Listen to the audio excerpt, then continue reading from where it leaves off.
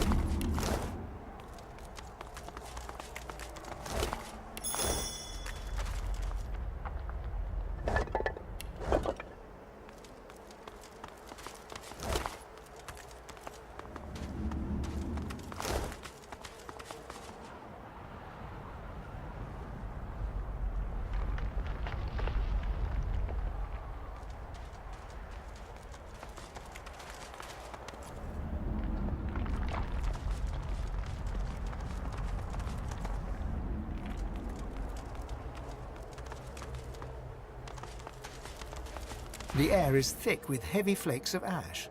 The altar before you seems to radiate heat as you approach. There is a blinding flash, and you are surrounded by flame. It licks your skin, but does not burn. It dances in your hair, but does not singe. You feel a curious peace. Looking up, you see Zorl-Stissa staring down at you from a throne of embers. Above her is the emblem of a sun, once aflame, but now dim and fading. She nods to you. Go, my chosen. Do what must be done. The vision fades, and once again you find yourself at the altar. Faint embers of ash scorching the fabric of your clothes.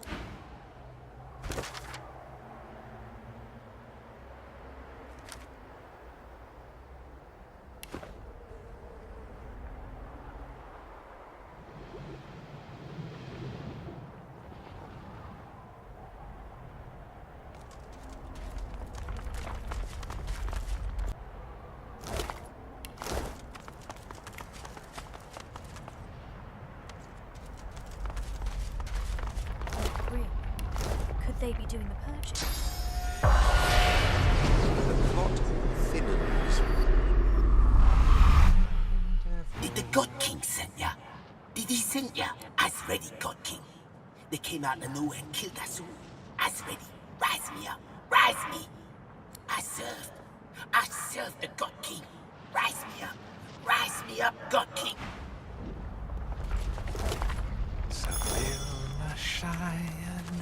I must speak with this man. Please stay close and keep an eye out for assassins in the shadows. Very good. Now for some answers. Red Prince, at last we meet, or rather, meet with your awareness of my presence. How often I've stood by you but an arm's length away, a shadow within the shadows. Untouchable. Almost like meeting an old friend. His eyes are black holes in a black-skinned sky. He bows with the deference of a noble among nobles, swinging ever so playfully between sincerity and sarcasm. I suppose I should start with an apology for the attempts on your life. Talk about getting off on the wrong foot, wouldn't you say? Failed attempts, remember? Hardly made me break a sweat, those lackeys of yours. To my astonishment, and, I admit, my admiration. You may find this hard to believe, but given different circumstances, I would have been quite content to let you live. Let you play the Emperor from your golden throne in your golden city. Alas, certain events beyond even my control were set in motion. Ripples became waves. I had to act. And so I arranged for you to meet with an unfortunate self-inflicted end. His libido is legendary. How could he resist? And what better way to organize his demise? But of course I didn't know then he was god-woken, stronger than the demon. It's almost a pity we find ourselves on such opposite sides. All because of who you are, and all because of who she is. It was Sadha who set events in motion, Red Prince.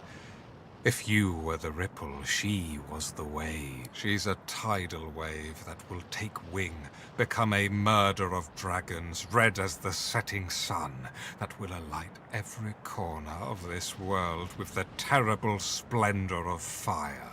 To make a point, for it is murder they would commit, and it would be murder that would be committed upon them. The simple truth of the matter is that yes, we lizards were dragons once. The mightiest creatures to rule sky, earth, and sea. But such was the jealousy of our power that all other races united against us and brought us to the brink of extinction. No one knows what happened next. Was it wizardry? Was it Zorl-Stissa who took mercy on us even then? Suddenly we were dragons no more. Lizards instead.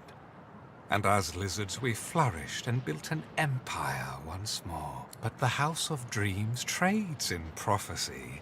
They've always known we could be dragons again. For one day a man and a woman will be born, and their skin will be red, and the fruit of their union will be great red dragons. A day that will come to pass. Curse your obstinance. Listen to me. I am the House of Shadows. This is my role. I see the great games in motion. Allow them their flux when they advance for good. Cut them short when they advance for evil. Even if that means doing evil. The renaissance of dragons would spell the end of our race, plain and simple. To that end, I needed you to die, but you proved to be all too worthy an opponent. An opponent, I would now see an ally. Ally with me, Red Prince. Find Sadha and kill her. If she births dragons, all other races will unite against us, and this time they will destroy us for good. We were spared last time. The condition of our continued existence was that we'd never let the dragon roar again. They look each other in the eyes, like two chess players contemplating their next move.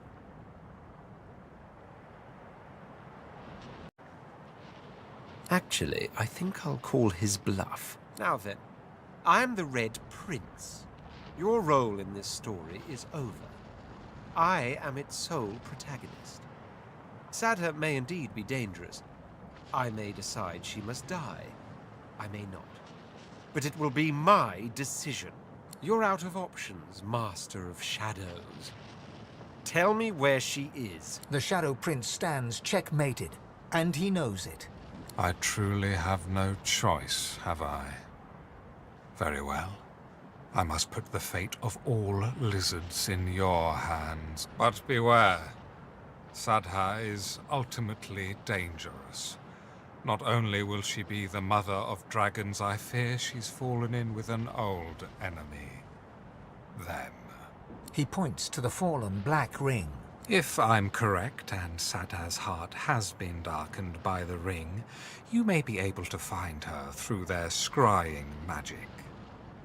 There's a thing on this island known as the Sallow Man. He is a master of mirrors. Mirrors like his will read your mind and show you what you desire, if you manage to elude or eliminate him. A word of warning, though. He is like a shred of nightmare ripped from the dream realm, set loose in reality. Do not underestimate this creature. Be careful, and become the savior of all lizards, Red Prince. Become the true emperor of your people. I will be emperor, yes. Of lizards or dragons, that remains to be seen.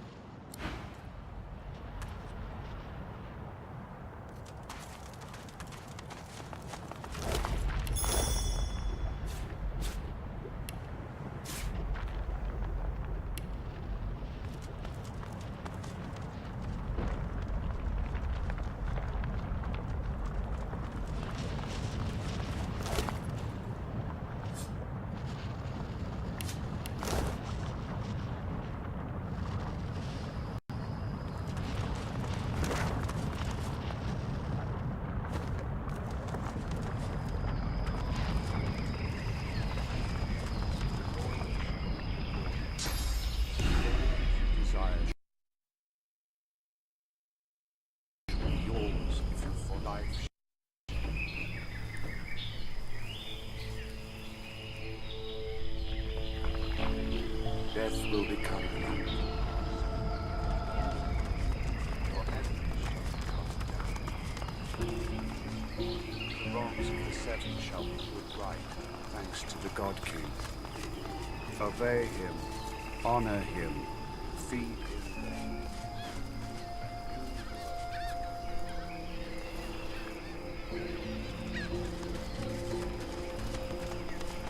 A black ring captain stands before you. She looks remarkably ordinary, you think, as far as black ring go. But then you hear a voice inside your head. Tell me who you are, or I will kill you. And do not doubt me, for I tell the truth. Her expression does not change. She cannot read your mind, but you can read her face, and you see she grows impatient. Tell me who you are, or I will kill you. Then they may live, for now, that they may kill the divine pigs and kill the God-woken, kill them all, and then perhaps they die and rise again.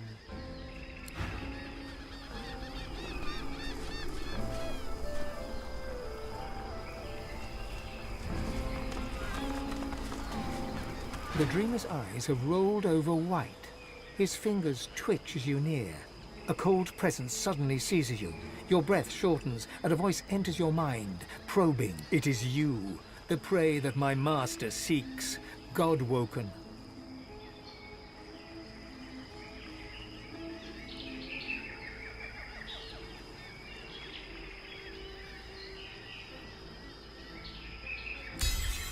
The cold presence ebbs away. You take a deep breath. The voice offers parting words. Very well. Go, in service of the God King. The dreamer's eyes do not see you.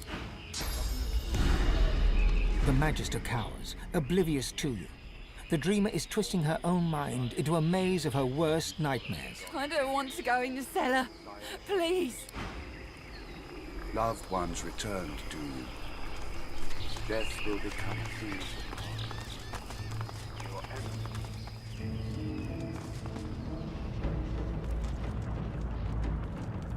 Magister.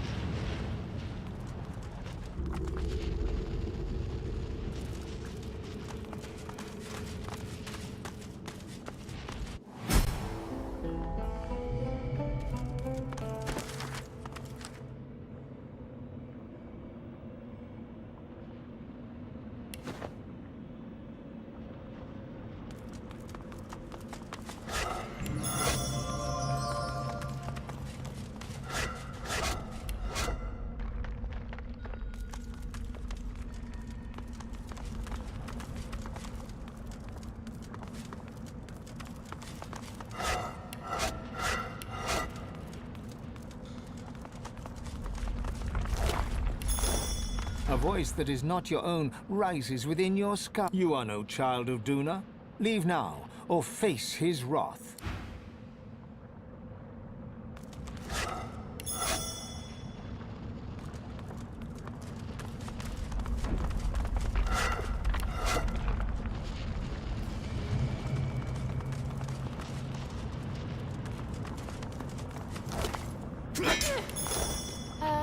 Statues coming to life.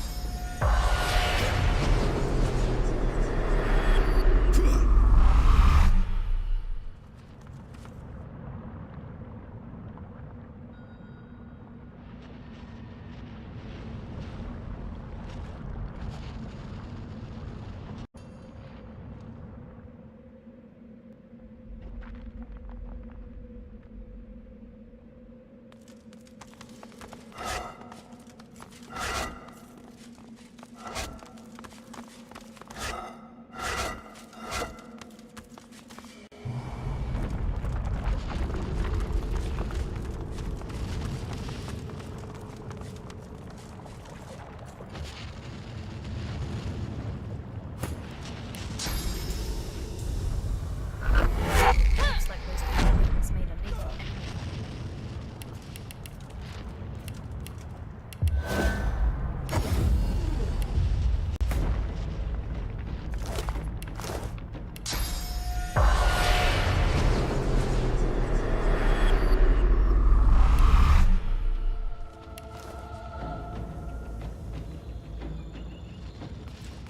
You approach an undead, standing proud at the lip of a broken bridge. Understandably fearless of the fatal drop, she gazes into the lava sputtering below.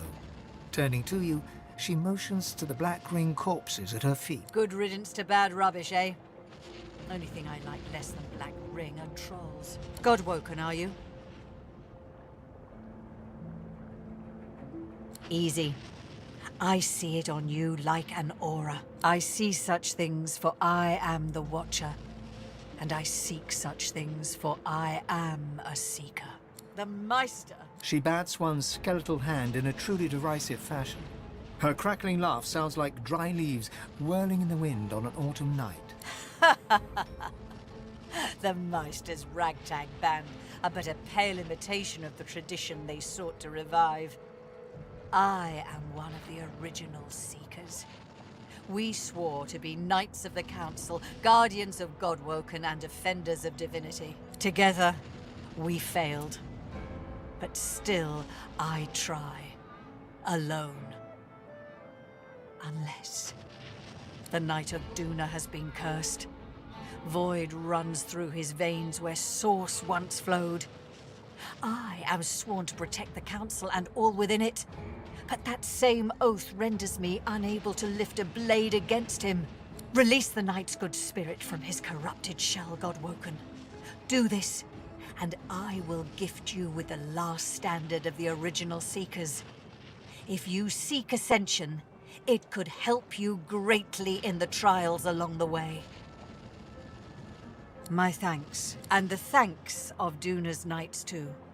In life, I knew him well. He would hate to be like this. Believe me, you would be releasing him from torment. Please do.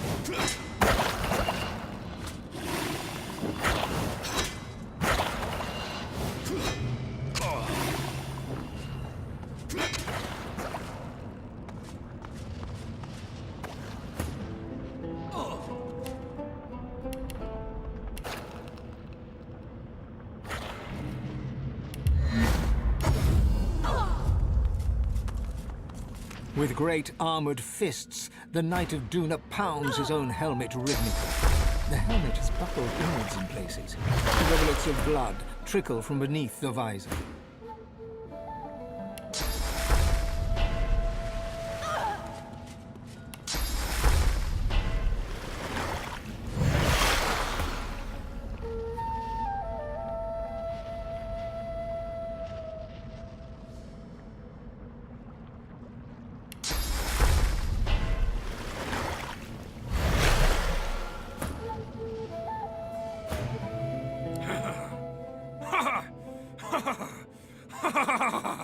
Come, hear my joke. What is it that I guard? Ah! Wrong. I guard nothing. Do you hear me?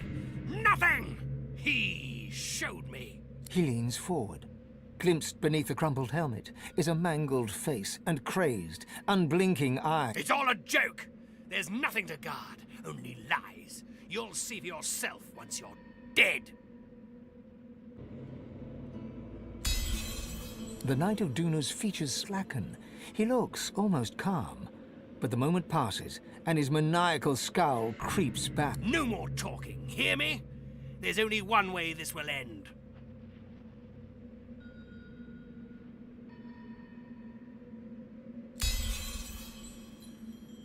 The knight bows his head and exhales. When he looks up once again, there's something different in his eyes. A passing flicker of lucidity. Godwoken, I see you now. Pray to the altars. Don't let the void consume the world. The madness will return. I won't let myself become a danger to you. Farewell.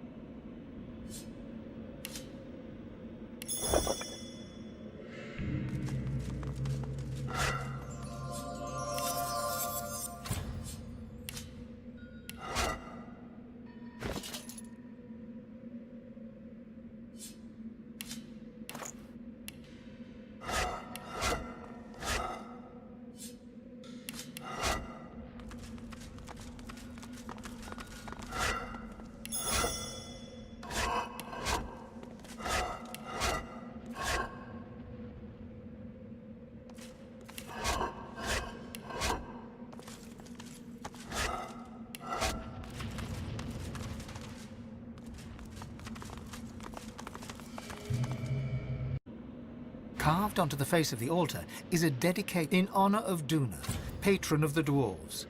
Long may their mountain halls stand as a testament to him. Hard stone melts into cool water at your touch. Before you stretches a lake, or rather, a mire.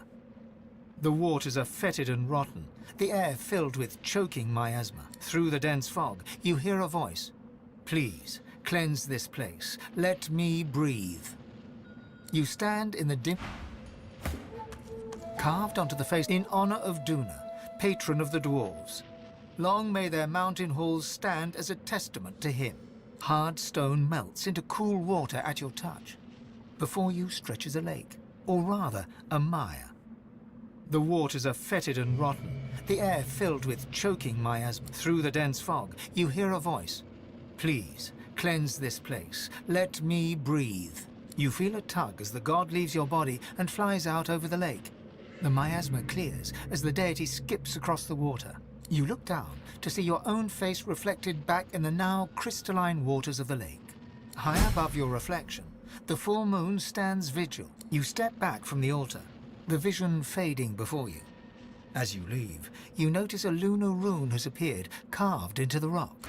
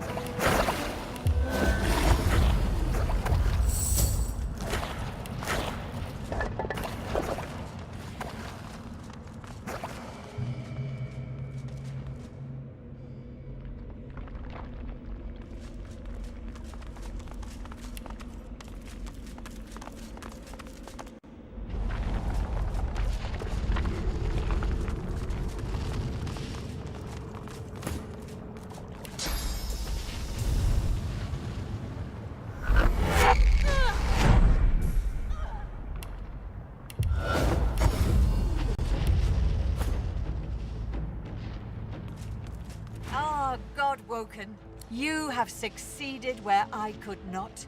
Please accept this with my thanks, and the thanks of all those I served alongside. The blessings of the original Seekers upon you. She hands you a small yet heavy trinket, crafted of tarnished metal. Though cold, it feels comforting to the touch, like a worry stone or a familiar childhood toy.